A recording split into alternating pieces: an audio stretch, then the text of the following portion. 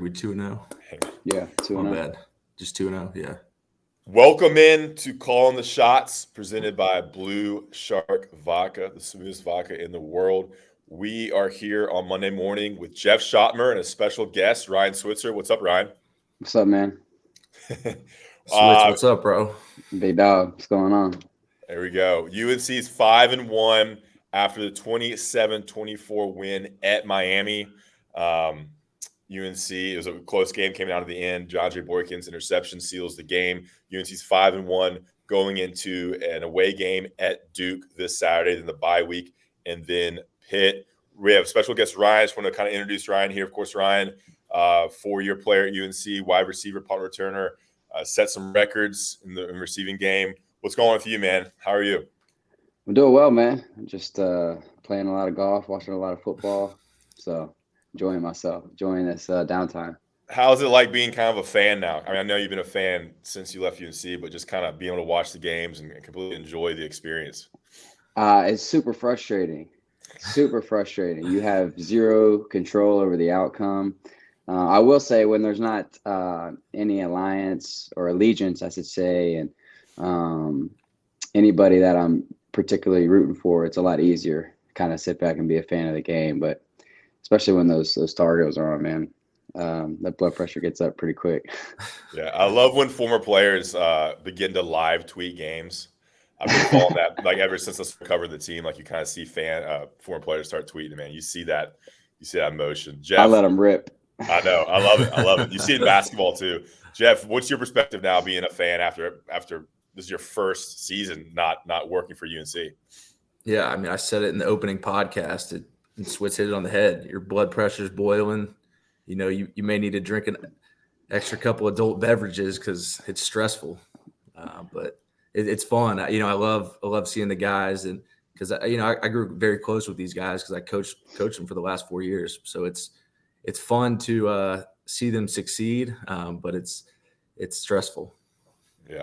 All right, let's get into the show here. We have a lot to talk about. I mean, look, UNC's 5-1 and big wins now over Virginia and Miami. And look, they may not be the best teams, but that was a big win in Miami. It was on the road.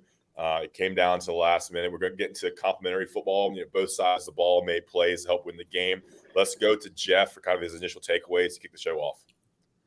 I mean, first things first, we took care of business down, on the road versus, a top 10 preseason ranked Miami team. And I know they haven't had the season that they expected, but look, we just got to keep winning each game on our schedule. And it came down to this, and we've been talking about it all year. Drake's mobility, Josh Downs' ability, and then the timely plays from the defense finally.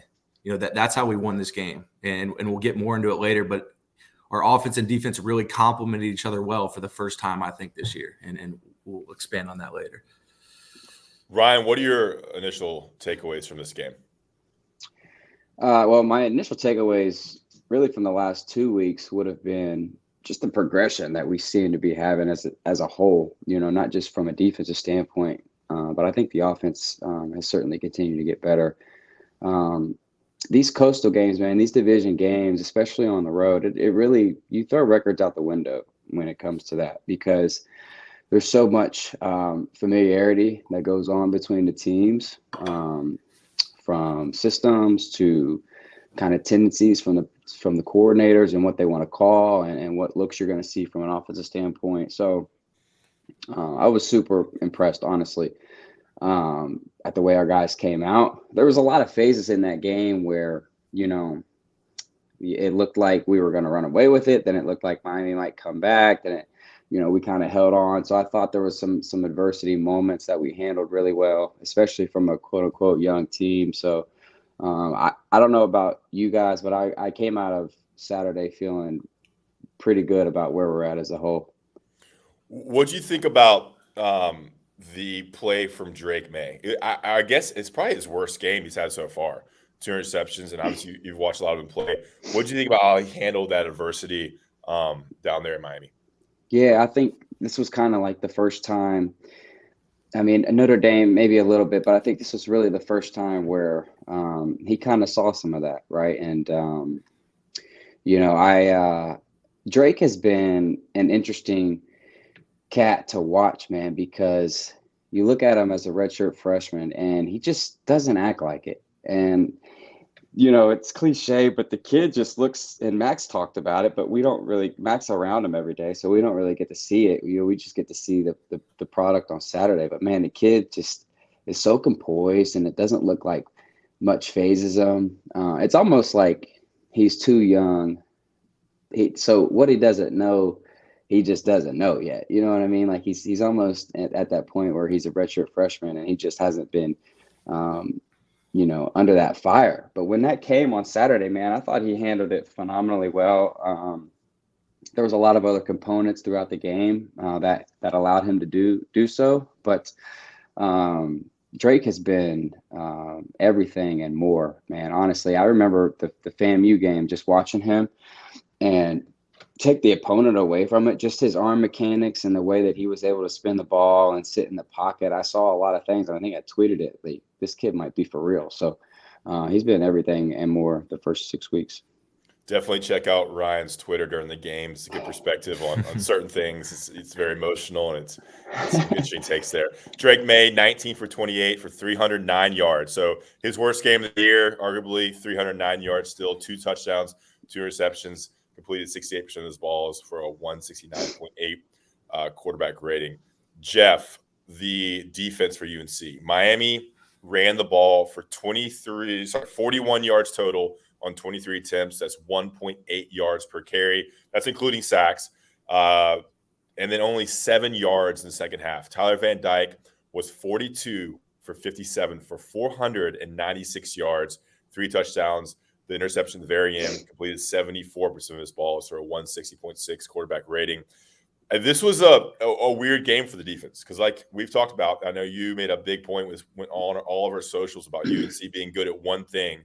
UNC stopped the run, but then Miami certainly passed the ball a lot. What's your perspective on how UNC's defense played?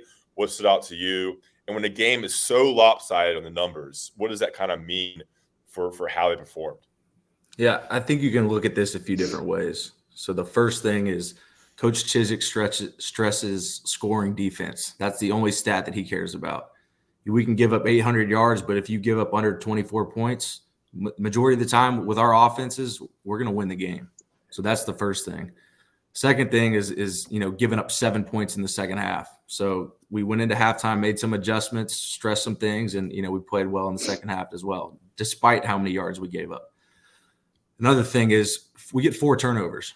We get an interception and we get a forced fumble, but the other 2 were the 4th down stop on the goal line and then the another 4th down stop at midfield when DeAndre Boykins had a sack.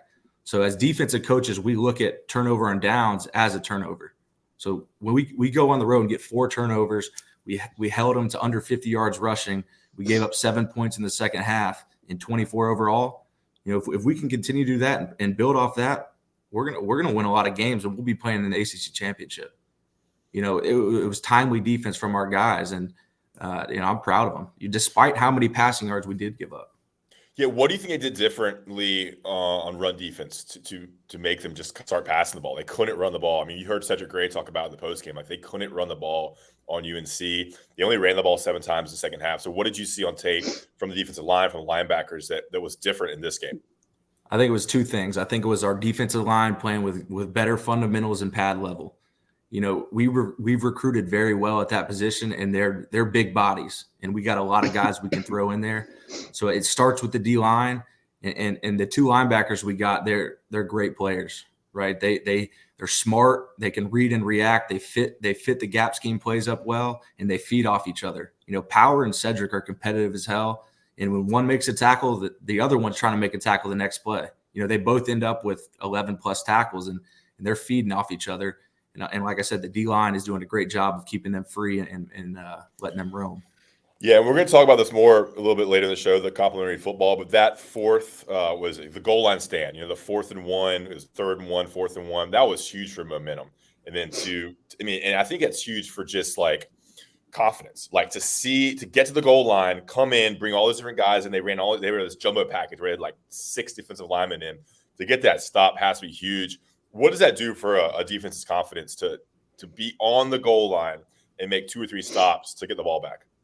Look, that's the bend don't break defense that Coach Chiswick is known for, right? They drove the length of the field. We get down. They have 1st and goal from the 2-yard line.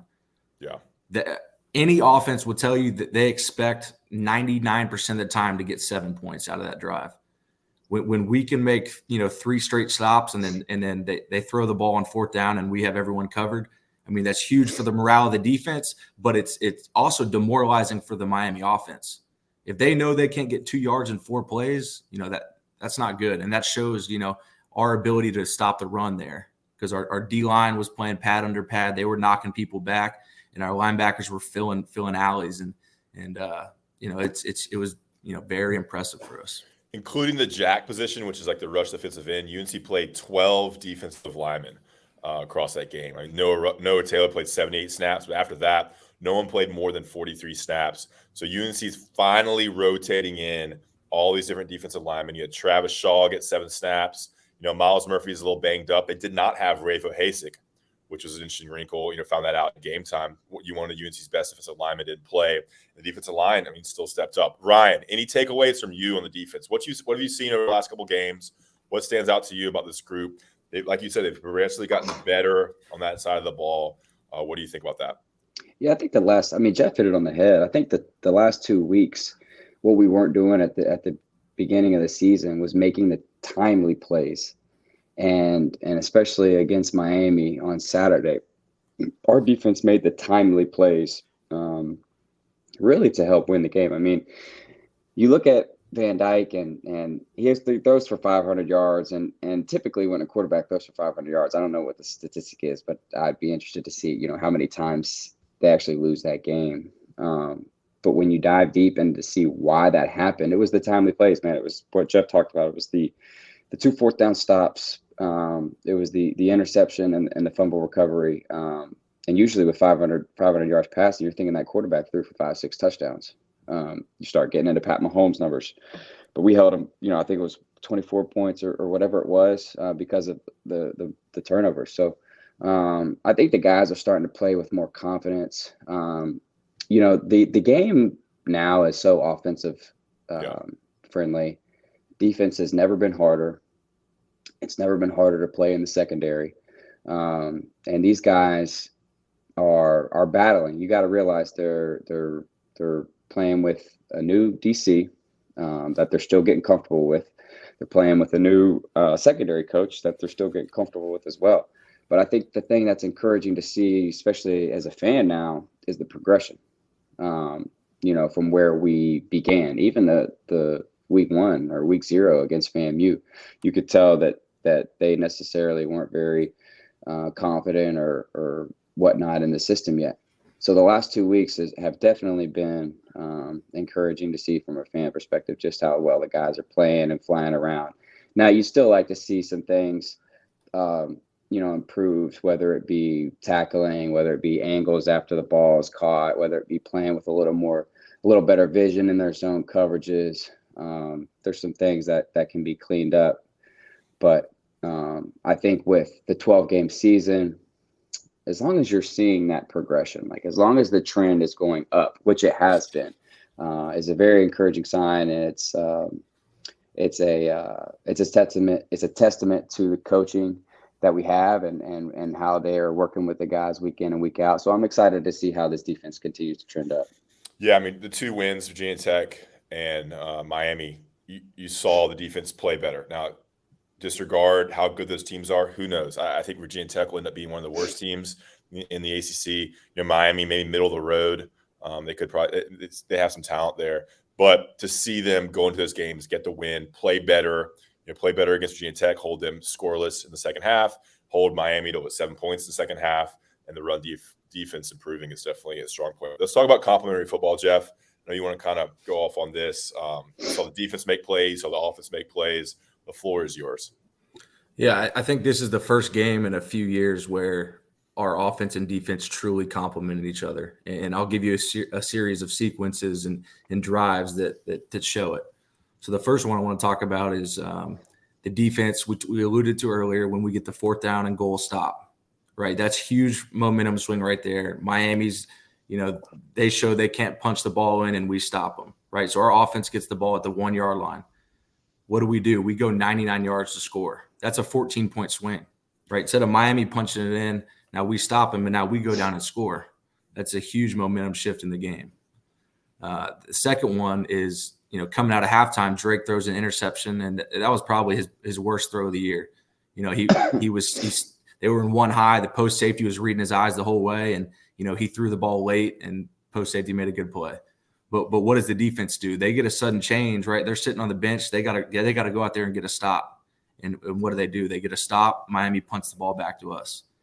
And then the third sequence I want to talk about is late in the fourth quarter. No, this is early in the fourth quarter, I guess. Cedric Gray forces a fumble as Miami's driving down the field to in our red zone, right? He punches the ball out, and we get the ball back on offense, and we take 8 minutes off the clock, and we end up with a field goal to go up 10 with 4 minutes to go in the game. So each of those sequences, our defense or offense did something, and the other one counteracted on it. And that's winning football right there. With that Cedric Gray play, it was 4th and 1, I think, and he got the first down, clearly. Yep. And then Cedric Gray goes in for the tackle, forces the fumble. Giovanni Biggers recovers. That was huge because Miami was driving. They were driving to score. They were in the red zone there right before the forced fumble. That was big. Before we move on, I want to talk about Blue Shark Vodka. Jeff, you ever had Blue Shark Vodka? Ryan, Blue Shark Vodka? I still haven't had it. Hey, I'm gonna need some of that to watch these heels. That's what I need. Blue Shark Vodka. Our guy Connor Barth in Wrightsville has an ownership stake in the company, the smoothest vodka in the world, based out of Wrightsville Beach. Uses sweet Carolina corn, mellowed for like 28 days, smooth. It's accessible price point. You can find it in every county in North Carolina, all 100 counties. Blue Shark Vodka. Get it for the tailgate. Get it for the holidays. Blue Shark Vodka. We appreciate their support of these podcasts. They're an independent, privately owned company, just like us, local. So Blue Shark Vodka, shout them out, follow them on Instagram, go to their website, check out their deal. They're expanding, they're opening, or they're distributing to South Carolina, I think Vegas, San Diego. Blue Shark Vodka. We appreciate their support of Inside Carolina and calling the shots. Blue Shark Vodka, the smoothest vodka in the world. If you do use it at tailgate, hit me up on Twitter. I'll retweet you if you're drinking some Blue Shark Vodka. All right, Switzer, you're a wide receiver. You're one of the best wide receivers UNC's ever seen. And I think one of the best. Sorry, that still sounds weird, man. One of my favorite tweets. So I have this feed on my tweet deck. It's all like former players and coaches. Just so if I see anything that Marquise Williams is in it, you're in it, Jeff, Ryan. It's just a thing I use for work where if somebody says something wild or interesting, I can retweet it or I can put it into a story or whatever. So I saw your tweet about UNC's offense, and someone said you were tweeting. You said Phil Longo's been in a groove all season. He's on fire. And someone responded and said, "I know y'all set all kinds of records, but what he could have done with you would have been crazy." And Ryan goes, "I would have had 400 catches in my career." And we were like, dang, that's a lot. I know you're kind of exaggerating, but I want you to kind of speak on Longo's offense and what you've seen from it and how quarterback and wide receiver friendly it is. What you could have done it and what you like about what it does. Because it's been very good now for 4 seasons, 2 different quarterbacks, and it's so wide receiver tight end friendly. Yeah, no, I actually wasn't exaggerating. I would have had 100 per year. Like there's zero question. But man, when I was up there January, February, a little bit of March, rehabbing from my ankle surgery, trying to get back. And I was able to kind of self-scout these guys a little bit and watch tape and whatnot and kind of see just who we exactly were as an offense. And, the more I got familiar with what we were running, what Coach Longo was asking from his receivers, from his tight ends, from his skill, the more that I loved it, honestly. I think what you've seen in the past 2 years has been a system that is clicking really since he's gotten here. But I think what you're seeing now is the ability to call a game without, I can't remember the last time I had a head scratcher or I scratched my head from one of his calls. I think he's in, like I tweeted, I think he's in such a groove. And when, as a play caller, when you get in to that feeling when you get into that mode. I don't play video games, but I would imagine it really would be like playing Madden and just beating up on your buddy and him throwing everything he's got at you from, cover 2, cover 4, whatever you want to run, and just not being able to stop you. It really feels, outside looking in, that, that's kind of what's going on with Longo. I think the thing that I appreciate the most is not the freedom that he gives the receivers, but the trust that he has. And what I mean by that is these guys have a lot of post-snap reads in terms of what he's asking them to do in their routes. And in order for you to be able to do that as a receiver, especially at the college level, man, is you got to be on your screws when it comes to, okay, what is this? What am I going to be seeing as a receiver this week in terms of, secondary coverages? So that means you got to be in the film room, and then you got to have eyes on your feet. And what I mean by that is you can get a pre-snap look, and at the snap of the ball, obviously post-snap it changes, right? And so when I say you have to have eyes on your feet, you got to be able to read the stuff on the run, and you got to be able to read rotation. You got to be able to read, okay, what's this corner doing? Is he squatting? Is he bailing? And is he playing bump and run? And because what Longo's asking these kids to do is to make an adjustment on their route based on what they're seeing post snap. And that takes a lot of trust in the kids, and that takes a lot of maturity as a route runner and as a receiver to be able to do. So I think you just see it from, that standpoint of, okay, Longo's in a groove. He's got such a great feel for what he wants to do. He knows what he's going to see from that defensive coordinator. He knows that guy's tendencies. He knows, okay, on 3rd and short, 3rd and medium, I'm getting this look. Bam, I already know what I'm going to. And then you got to give the kids a lot of credit too, man, because we had, we missed Twan for the majority of the beginning of the season. And then obviously with JD being out a couple games, those young guys kind of stepped up and came in, and we really didn't miss a beat. So I think the kids deserve a lot of credit from the work that they've put in and really mastering that system. So I super impressed with what I've seen so far out of the offense. And it looks like a plug and play system. I know people are going to say that, like, it looks like, hey man, we can plug anybody in, but that's really not the case, man. There's so much that's going on behind the scenes with the amount of work and preparation that these guys are putting in. So it's been a blast to watch. Yeah. And Jeff, hop in here if you have any questions too. But when you say reading the cornerback or reading the safety, can you kind of go a little more depth on the kind of what's going through a wide receiver's mind when he's set up against a cornerback and sees the coverage and how he shifts or changes depending on the coverage post snap? Because I think our listeners would kind of appreciate kind of what that's like for a receiver. Yeah, it's different between the slot and the outside wide receiver. Obviously, I would say the slot has a little bit more of a challenge when it comes to reading those post snap defenses and what they're doing. He's got a lot of maneuver, a lot more defenders. He's got to worry about the nickel. He's got to worry about the safety over top. He's got to worry about that backside safety more than outside receivers, because a lot of times that backside safety won't get to this outside guys. He's got to worry about linebackers. But really what I mean is not every play, but there's a lot of plays in the offenses nowadays where the receivers are given 2, sometimes 3 routes to run, depending on what coverage they're getting. And the reason for that is because you may as an offense or an offensive coordinator, you may call something because you see a look at the line of scrimmage, like, okay, this play is for this particular look. But those defensive coaches, they get paid too now. Like they're not just gonna always show you what they're gonna run pre-snap. So they may show one thing, they may show that safety down, they may show a cover 1 robber look, and at the snap of the ball, those safeties flies off the hash, and next thing you know, it becomes cover 2. So what that offense is doing by giving these receivers options is just trying not to get jammed up, right? They're trying to give their guy a way to win, right? So I think the best example I could give you is I saw it this weekend. I was watching the Pittsburgh and Buffalo game, and George Pickens has a route on the outside.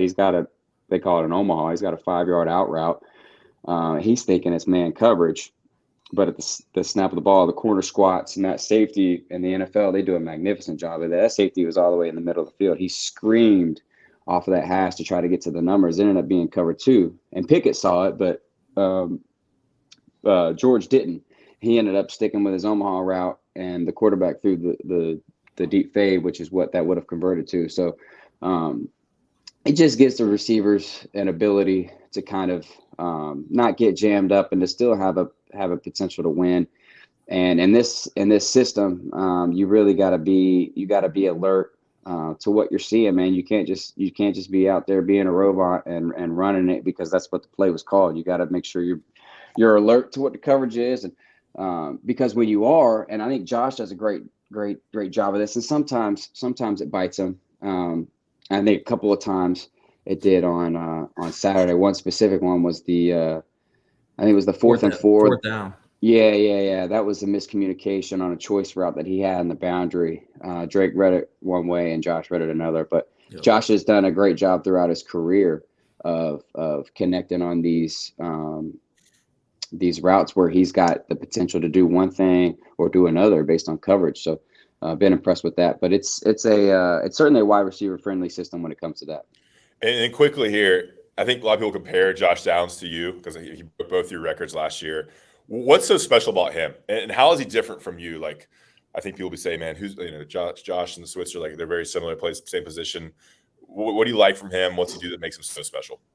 Well, I mean, he's different from me because he's an athletic freak, man. Like I wasn't gifted with a lot of the abilities that JD has. I mean, he from the time he stepped on campus, he was just able to compete, at a different level than I was. I think as a receiver, he's at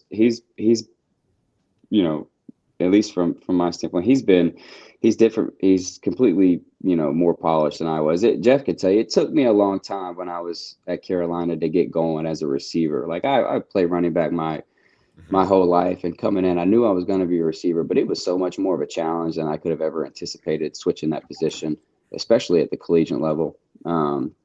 I was fortunate enough to be able to contribute on special teams with the punt returns, which enabled me to kind of get more reps as a receiver as the year went on. And I eventually worked my way into becoming a pretty good receiver. Josh has had it, since he's gotten here. He didn't see a lot of time as a freshman because the guys that were in front of him, but when he got his chance in the Orange Bowl, he really shined. And then obviously last year, last year was really the first time I got to see and watch from a game to game standpoint on who he was. And man, I was just blown away by his level of maturity as a route runner, as a receiver, and just how smooth he looked at such a young age. So he'll tell you he's benefited from some pretty outrageous target share numbers. I don't think I would have ever seen that many, especially with the guys that I was playing with. But he's made the most out of it, man. And I'm super excited for what the future holds for him and everything that he's going to be able to accomplish. Jeff, before we go to players of the game, anything else you want to touch on about UNC right now? We're going to obviously talk about Caleb Hood in a bit. I think on defense you want to touch on that stood out to you. I thought they blitzed a little more. I thought they brought a little more pressure in this game. I don't know if you saw that on tape or anything you want to add on that. Yeah, they definitely did. I mean, you saw the 1 4th down stop we got at midfield where Boykins got the sack. That was a great pressure call by Coach Chizik. They came out in a condensed set, and we showed a man look. So DeAndre Boykins is lined up on the slot looking like he's showing man.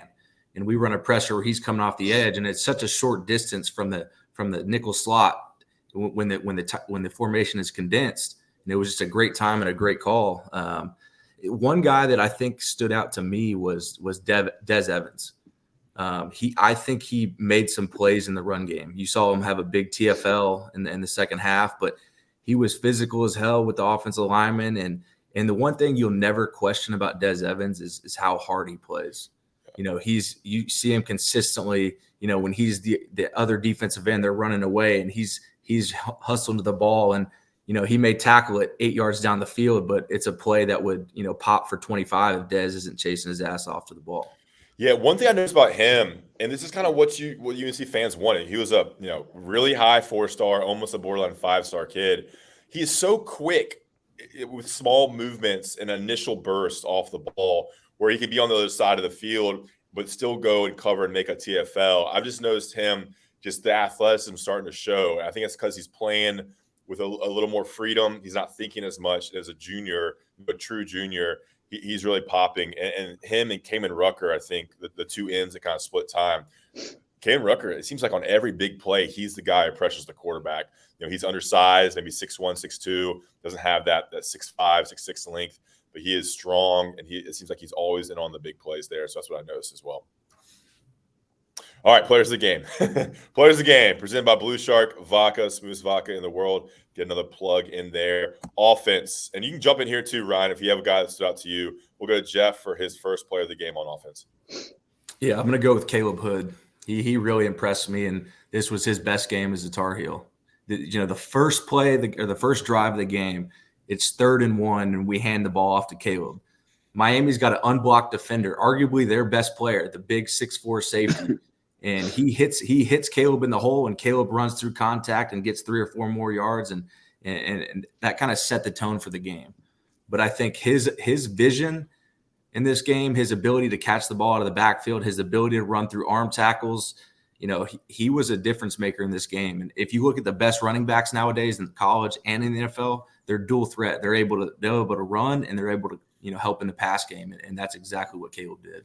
Yeah, he's emerging as like the guy, it seems. He had 13 carries for 74 yards, 5.7 yards per carry. It seemed like he was in the most. Amari and Hampton had more carries, 15 carries for 36 yards. Just not as productive. You would like to see a little bit more from Amarion.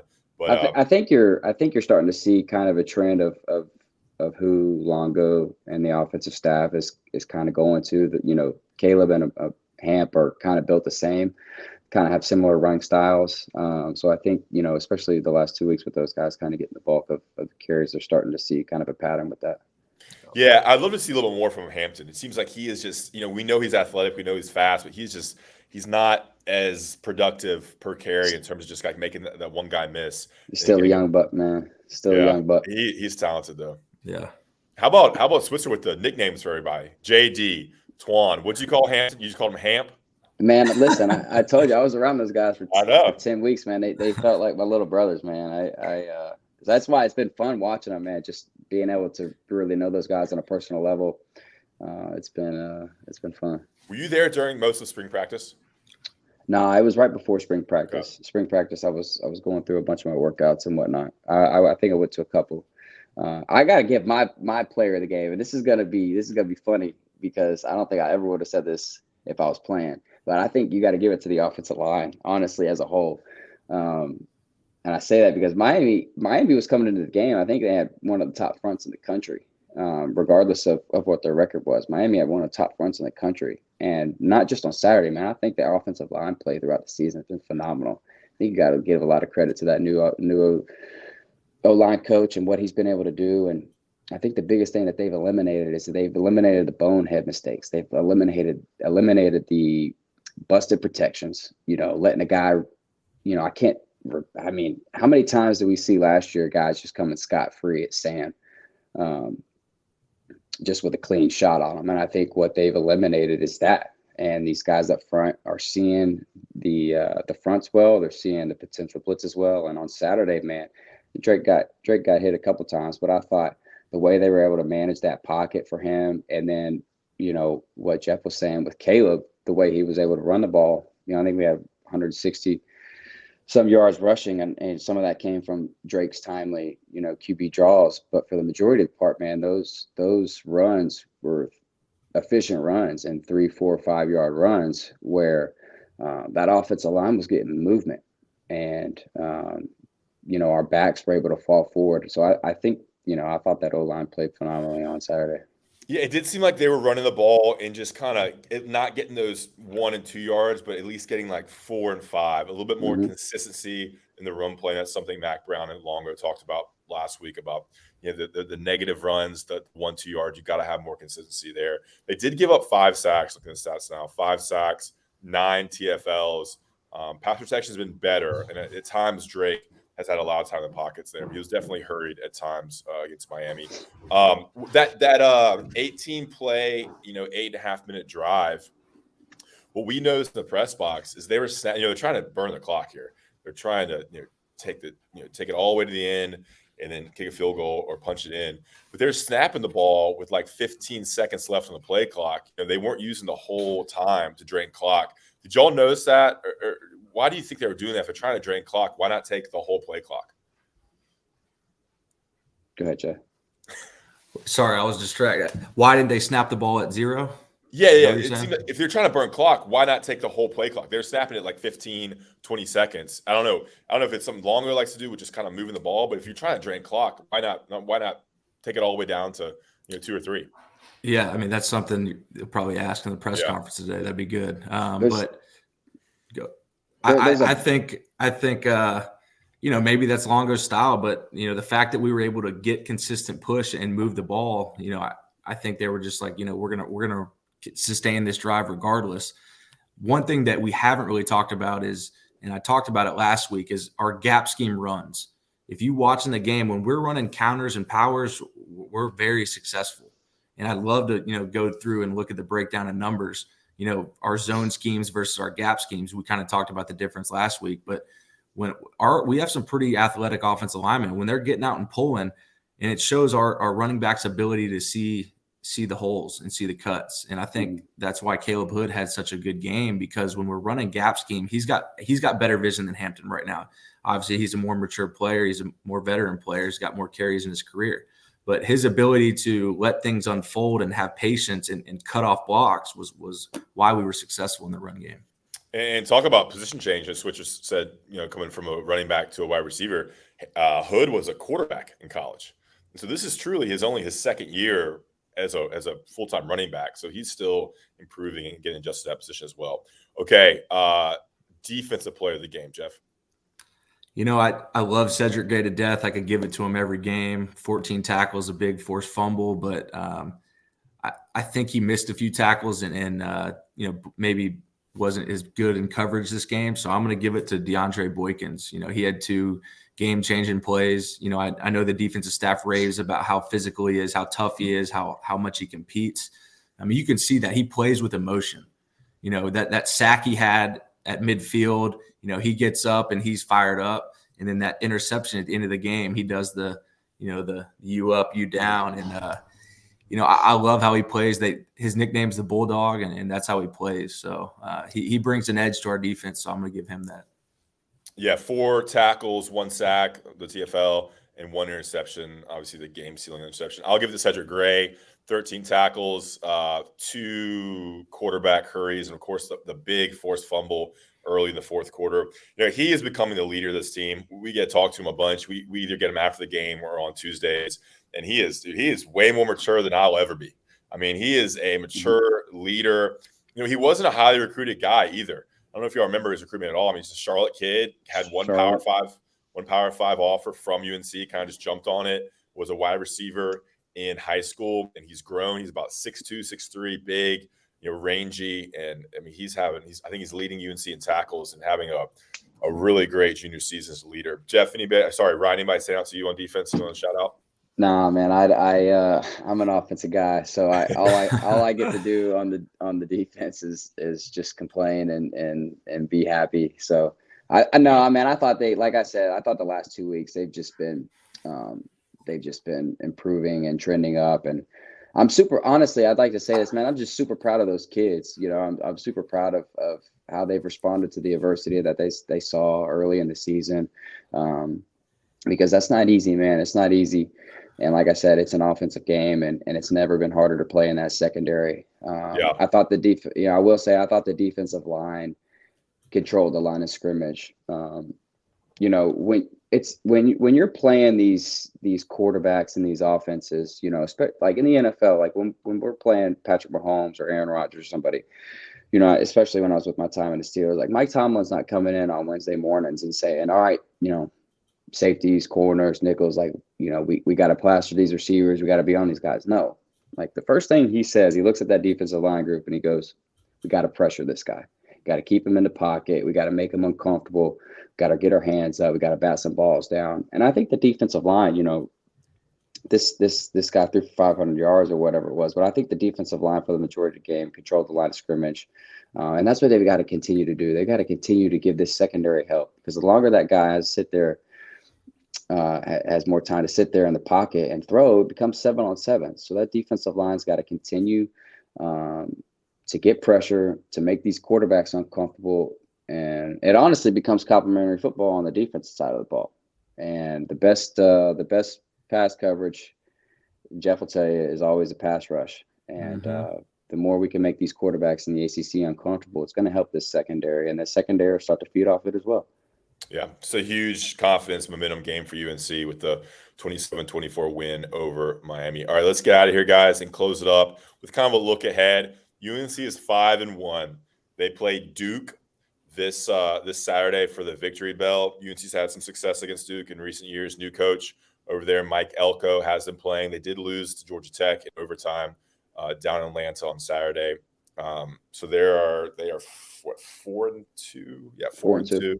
Yeah, with I think they're 1-1 in the ACC. Your thoughts on right now, where UNC sits right now at 5-1 with kind of a lot of winnable games on the schedule. We'll start with Jeff. Yeah, I mean, this is exactly what I predicted, preseason.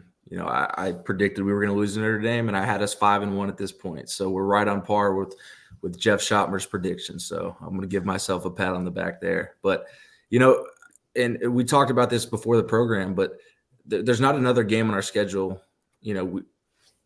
Every game going forward, we should win the game.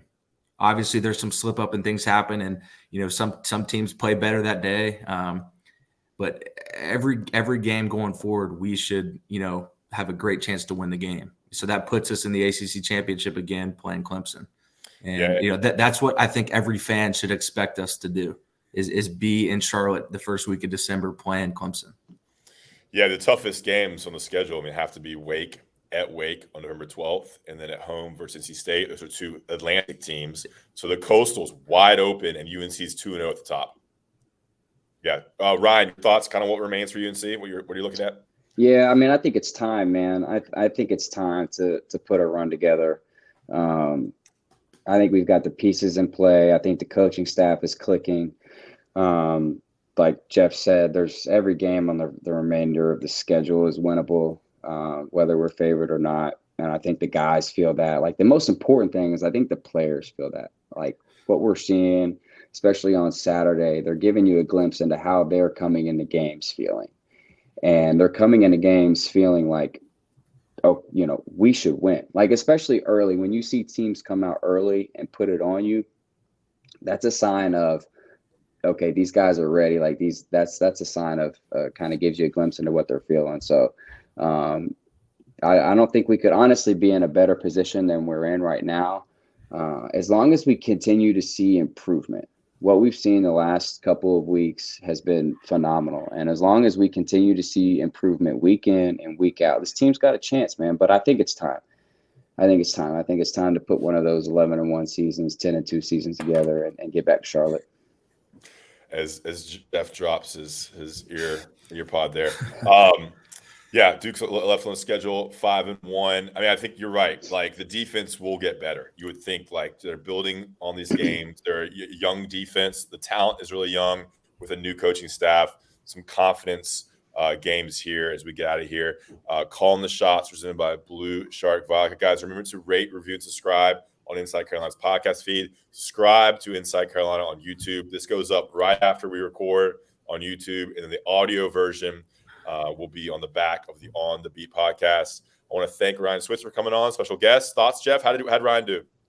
He's got a future in it. If he doesn't get into coaching, he can be an analyst as well. Yeah, very even tempered, very mild mannered, kind of just talks through it, no nerves. A classic pro there. So we appreciate Ryan, and as always, I want to thank Jeff for coming on. This is Calling the Shots, presented by Blue Shark Vodka.